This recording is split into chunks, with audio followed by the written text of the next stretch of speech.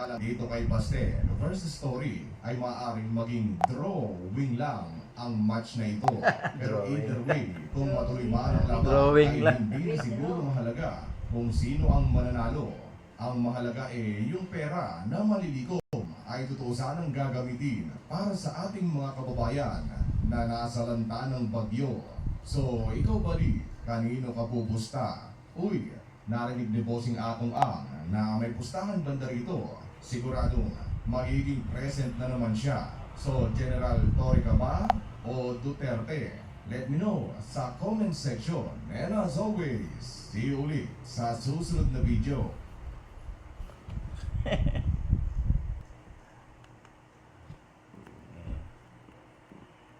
Bukas na yan eh. Magandang umaga sa inyo lahat at thank you for coming to work and General Torre. I'll start. Magsisimula ako sa pagka-aresto kay Wang Danyu na mas kilala nating Maulong. Isang 28 years old na Chinese national na matagal na nating hinahanap tulad sa Makati na naging viral. Yan. Real?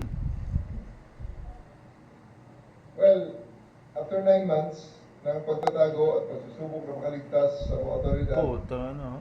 at lumabas pa ng bansa, na-aresto natin ang tao na to noong midnight ng July 19 sa Punggao, Tawi-Tawi dahil ayon sa ating mamagitan ng Southern Backdoor, ang ruta na pinaniniwalaan natin na also na mula pa sa ibang bansa.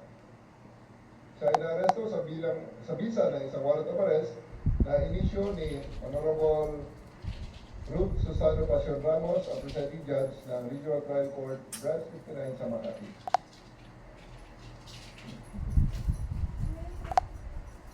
Ang operation ito ay naging posible dahil sa trabaho ng Batangas PPO, ng National Security Council, ng Special Envoy on Transnational Crime, Tawi-Tawi Mobile Force, Tawi-Tawi PPO, Maritime Group, Cubao MPS, yung Regional Intelligence Action Team ng Basura at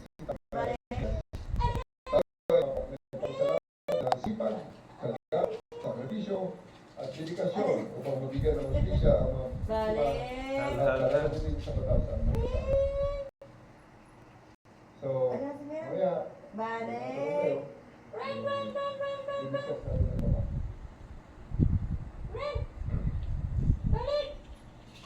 Si Baulong ay isa ring suspect kaugnay sa pagbukod na isang Chinese acupuncturist sa August 30, 2022 sa tirahan niya sa San Nicolas, Manila.